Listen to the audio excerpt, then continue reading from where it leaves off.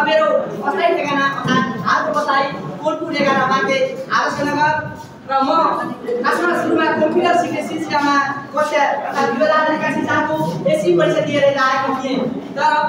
यहाँ मेरो कक्षा साथीको स्कुल साथी अमोल थापासँग भेट भइसकेपछि उसले यो कम्पनीमा डाइरेक्ट सेलिङ बिजनेस अर्थात् कारोबार गर्ने एउटा अवसर प्रदान गर्नुभयो र उहाँको यस प्रेरणाको सन्दर्भलाई लिएर म उहाँप्रति हृदयले कृतज्ञता व्यक्त गर्दछु र उहाँको सम्मानका लागि सबैले एकपटक ताली बजाएर यो सन् 2025 मे 24 हाम्रो म्याक्स होटलमा सेमिनार सम्पन्न भएको थियो जसमा एकुजेट कानपुर प्राइभेट लिमिटेड र स्काई ब्युटी अफिसका हैन सम्पूर्ण सदस्यहरू संलग्न थियौं र आज हामीले यो सेमिनार भनेको के हो जरुरी किन छ सर्वप्रथम कुरा जान्न यसको जरुरी छ।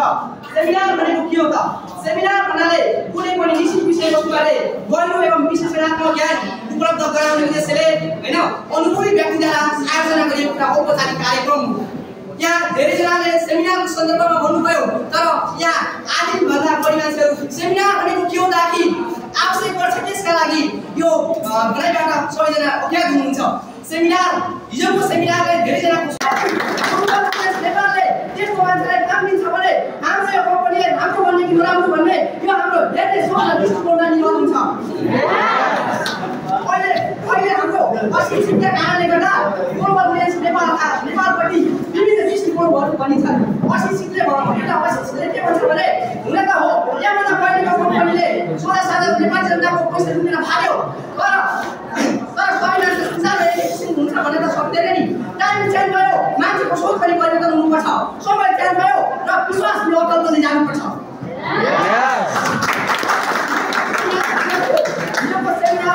हाम्रो एकदमै नर्मल अर्थात् एग्रिकल्चरल सेक्टरबाट हैन आफ्नो जीवन गुजारा गरिरहेका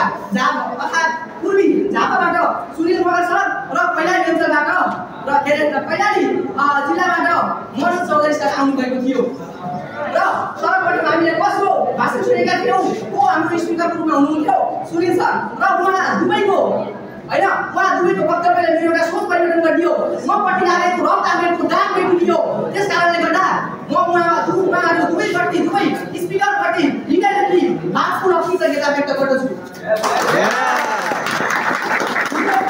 सेमिनारमा गयो हामीले सेमिनारमा गयो मात्र हैन एकजना अगाडि आउनुभन्दा अर्कै विषयवस्तु समय छ। वास्तवमा सेमिनारमा गयो के हैन विभिन्न एक्सिजहरू बनाउने बाधाहरू बनाउने मसँग हिजो 100 रुपैयाँ मात्र थियो। त्यो पनि आमाले गाउँबाट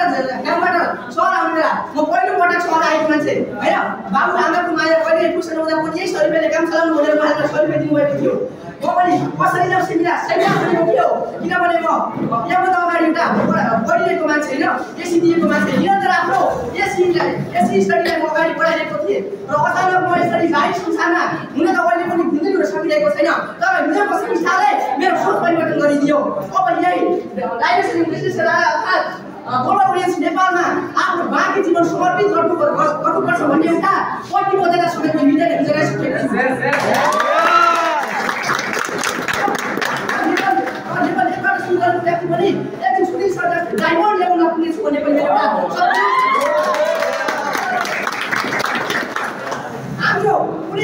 हाम्रो कुनै ठुलो सफलता प्राप्त गर्नको लागि सपना ठुलो देख्नुपर्छ। हामी के गर्छौँ? सपनालाई सहयोग मानेर हैन समस्यालाई प्राथमिकता दिन्छौँ। मान्छेको सोच न हो, मान्छेले जुन कुरालाई प्राथमिकतामा राख्यो त्यही कुरा नै हुन्छ हैन। मान्छे आफ्नो समस्यालाई हेर्छ तर आफ्नो सपनालाई हेर्दैन। समस्या कति छ? मेरो सपना यस्तो छ, मेरो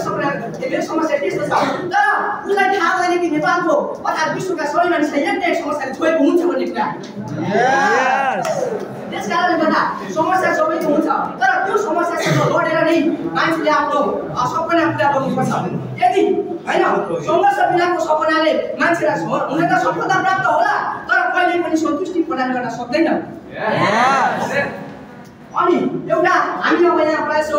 नेपाली अब कृषि प्रधान देश है हुन त अब यहाँ अधिकांश हामी सबैहरू कृषकै अब घर परिवारबाट यहाँ उपस्थित भएका छौँ होइन अब कृषक भनिसकेपछि अब आफ्ना मौसमी कृषकलाई अब वार्षिक रूपले कहिलेकाहीँ त रोजगारी अवसर प्राप्त होला तर गाउँमा त्यति शिक्षाको अवसर पनि छैन होइन एसी अर्थात् प्लस टू पास गरिसकेपछि सहरतिर धाउनु पर्ने हुन्छ र सहरतिर भाषा र सहरमा अहिले विशेष गरी मान्छेको हेर्नाको सरकार भएको छ Japanese Korean and other language होइन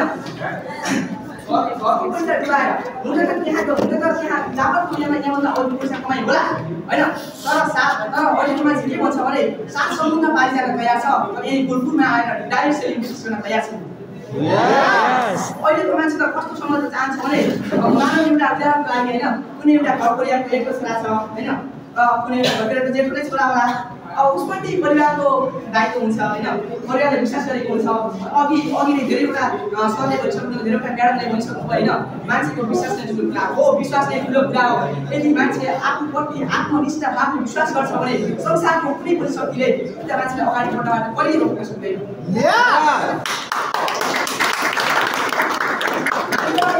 मान्छेलाई एउटा इच्छाशक्ति हुन जरुरी छ कि पहाडको पछाडि लुकेको हिरोलाई पनि होइन पहाड कोरेर अगाडि निकाल्छु भन्ने एउटा सोच प्रयास गर्न जरुरी छ हामी सबैलाई सपोर्ट दिनुपर्छ होइन हाम्रो अब परम्परागत भ्रष्टाचार गर्नु हरेक नेपालीको सब बनिसकेको छ होइन मलाई भोट दिएर म सबैको विकास गर्छु घरमा गएर केही सुनिरहेको छ भने नेताको भाषण नसुन्ने कोही पनि नेपाली छैन आज त्यस्तो कुरा होइन अब सुन बस्नु छ चाहै छ किनकि दुर्लभ कुरा यति साह्रो पाइन्छ होइन र हाम्रो कम्पनीको प्रोडक्ट सुन महँगो पनि हुन्छ र हाम्रो कम्पनीको प्रोडक्ट किन महँगो छ किनकि यो पनि सुन जस्तै गुणस्तरीय छ जसले गर्दा अन्य कुनै कम्पनीले यसको फर्मुला जुटाएर यस्तो उत्पादन गर्न सक्दैन त्यहाँको यो प्रोडक्ट कम्पनीको एउटा गौरव गर्ने आधार होइन अनि त्यसपछि अब अर्को कुरा नम्बर गरिन्छ मान्छे आफ्नो हुन त गाउँमा सोच्दै मान्छेले आफ्नो औकात भन्दा माथिको सपना देख्न हुँदैन भन्ने तर अब औकात परिवर्तन गर्ने समय आएको छ हामी सबैले आफ्नो होइन अब यहाँ त कसैको अब परिवारको पनि साथ छैन होइन किनकि हामी त्यसपछि दुःख व्यक्त गर्नुपर्ने कुनै आधार छ किनकि हाम्रो घर परिवार अशिक्षित छ कसैको आमा स्कुल गएको छैन कसैको बुढा पनि स्कुल गएको छैन होइन अशिक्षित मान्छेलाई होइन रेस्टुरेन्ट पढेको मान्छेले दिनको 12 घण्टा ट्युसन पढाए पनि कति जाने दियो होइन आखिर 12 वर्ष कुकुरको पुच्छर ढुङ्गामा राख्यो बाङ्गा बाङ्गे भने त्यही त्यस कारणले गर्दा होइन हिजो सारा समाजले देखिरहेको एउटा खेलाडी बन्छु भनेर सपना बोक्नु भएको आदरणीय होइन सुनिल मोहन सरले होइन त्यसपछि अनेक प्रकारका समस्याहरू झेल्दै होइन अनि यो डाइरेक्सन बिजनेसमा प्रवेश गरिसकेपछि उहाँले केही समयमा आफूले पनि चिन्न सक्नु भएन केही आफूले भन्नु सक्नुहुन्छ मैले आफूले चिनेको छु भनेर किन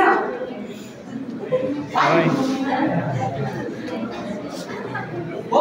सर्वप्रथम तपाईँ आफूभित्रको होइन आफूभित्रको सचेतनाको विकास गर्नु यदि आफूले चिन्नु भएन भने डाइरेक्ट सेलिङको जिल्ला कसरी विस्तार गर्नुहुन्छ कसरी अझ सिकाउने कि डाइरेक्ट सेलिङ यस्तो छ भन्ने कुरा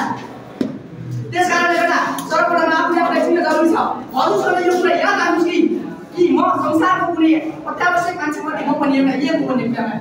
किनभने हरेक मान्छेको निश्चित के छ उद्देश्य छ होइन यहाँ धार्मिक पिँढीको मान्छे कोही पनि छैन हुन त सुरुमा आउनुभयो कोही रमाइलो गर्ने क्याम्पस उद्देश्यले छैन अनि त्यसपछि कसैले पनि कम्पनीलाई एउटा टाइम पास गर्ने एउटा के भनौँ पाठ देखिरहेको होला कसैले आफ्नो उज्यालो भविष्यको एउटा आधार देखिरहेको होला होइन अनि कसैले एउटा सफलताको आधार देखिरहेको होला किनभने कुनै पनि कुरालाई हेर्ने मान्छेको दृष्टिकोण के हुन्छ देखिरहेको हुन्छ त्यस कारणले गर्दा एउटै कुरालाई पनि फरक नजरले हेर्नु त्यो मान्छेको यो मान्छेमा भएको कुनै आलोचना होइन त्यो मान्छेलाई नै जन्माएको एउटा थियो त्यस कारणले गर्दा होइन त्यस कारणले गर्दा सुरुमा आफूले चिन्न जरुरी छ अनि मात्र आफ्नो क्षमतामा निरन्तर हुँदै लाग्नु जरुरी छ आज हामी डाइरेक्ट सेलिङ बिजनेस गरिरहेका छौँ होइन डाइरेक्ट सेलिङ बिजनेसमा के आवश्यक छ सर्वप्रथम परिवर्तन हुन जरुरी छ र परिवर्तन कोबाट सुरुवात हुन्छ आफै हामीबाट कि मबाट हो त्यस कारणले गर्दा समग्र परिवार परिवर्तन गर्नुभन्दा पहिला आफू परिवर्तन हुनुपर्छ हजुर परिवर्तन हुनुपर्छ भने त्यसको कुरा काम छ हजुरको साथमा पर्छ अथवा हजुरको परिवारमा पर्छ र परिवार परिवर्तन हुने हो भने त्यसको कुरा काम समाजमा पर्छ र समाज परिवर्तन हुने हो भने त्यसको कुरा काम समग्र देशमा पर्छ। परिवर्तनको सुरुवात अरूबाट होइन आफूबाट नै गर्नुपर्छ। परिवार आफ्नो सोच परिवर्तन अरू कसैले गर्दैन भन्ने कुरा रियालिटी हुँदैन। हिजो को थियो सेमिनार लिनुभन्दा बिहान मैले के सोचिरहेको थिएँ भन्दाखेरिमा घडी लाग्छ घडी पैसा लाग्छ घडी पैसा लाग्छ घडी म छोडिदिन्छु म गएको छु मेरो रिजल्ट आएको समय पनि भयो अनि आखिर 11 रात पनि गाउनु पर्ने विचार छ भने सुनाएको थिएँ। तर पनि मेरो प्रमोटरले मलाई एउटा के प्रेरणा दिनुभयो भन्दाखेरिमा उहाँ एउटा स्किसले थियो यहाँ प्रेरणा लगाएको थियो र उहाँले मलाई के भन्नुभयो भने जानुहोस् जान नाम गरेको होइन तिमीहरू पछि साथी हो है अनि जहाँ आजको सेमिनारले कुनै नयाँ प्रेस क्लास होइन त्यसपछि डिसिजन हुन पनि म गएछ मसँग पैसा थिएन र यहाँ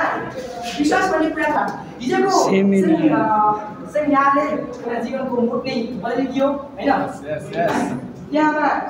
मलाई निन्दा पनि लागिरहेको थियो किनकि म कुर्सीमा बसेर कहिले पनि बस्न बाहिर बसेको मान्छे मलाई निन्दा लागिरहेको थियो तर सुनिल मगरको एउटा शब्दले मेरो निन्दा नै हटाइदियो। उहाँको जो होइन